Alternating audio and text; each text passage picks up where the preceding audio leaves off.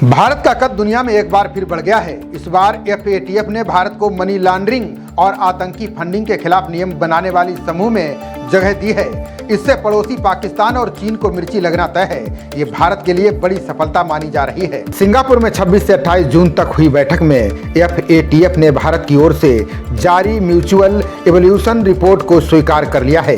साथ ही भारत को regular follow up category में शामिल कर लिया है।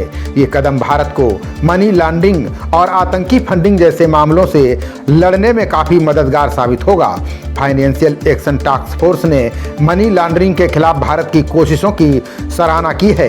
बता दें कि FATF ने 2023-24 के दौरान भारत का मूल्यांकन किया था, जिसकी रिपोर्ट को 26 जून को सिंगापुर में हुई बैठक में पेश किया गया।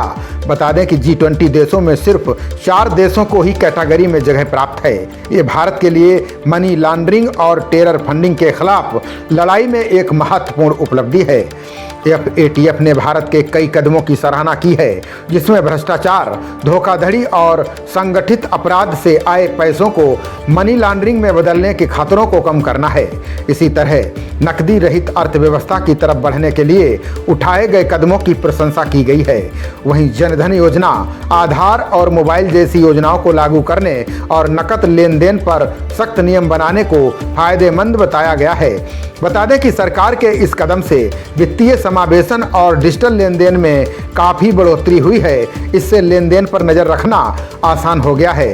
इससे मनी लॉन्ड्रिंग और टेरर फंडिंग का खतरा कम हुआ है और वित्तीय समावेश बढ़ा है। अच्छी रेटिंग से भारत को वैश्विक वित्तीय बाजारों और संस्थानों तक आसानी से पहुंच प्राप्त होगी, जिससे विदेशी निवेशकों का भरोसा भी बढ़ेगा। इससे भारत की तेजी से बढ़ती हुई पेमेंट प्रणाली UPI के वैश्विक विस्तार को भी मदद मिलेगी।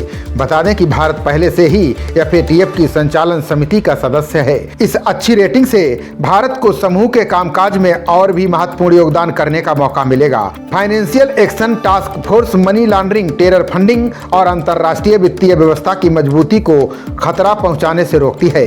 इसे इस तरह के अपराधों को रोकने के लिए बनाया गया है। इसकी स्थापना 1989 में हुई थी। भारत 2010 में इसका सदस्य बना था। FATF की सिफारिशों और गाइडलाइन को दुनिया के 200 देश मानते हैं। इस लिहाज से आतंकी फंडिंग के खिलाफ नियम बनाने वाले देशों में शामिल होने से भारत भी अब दुनिया को सलाह और गाइडलाइन दे सकता है। वित्त मंत्रालय ने कहा कि FATF की मान्यता ये बताती है कि पिछले 10 सालों में भारत द्वारा उठाए गए सख्त कदमों से दुनिया प्रभावित है। इससे देश की वित्तीय प्रणाली को मनी लॉन्ड्रिंग और टेरर फंडिंग के खतरों से बचाया जा सकता है। ये रेटिंग दर्शाती है कि भारत अंतर्राष्ट्रीय मानकों के लिए प्रतिबद्ध है, साथ ही वित्तीय अपराधों के खिलाफ वैश्विक लड़ाई में सक्रिय भूमिका निभा रहा है।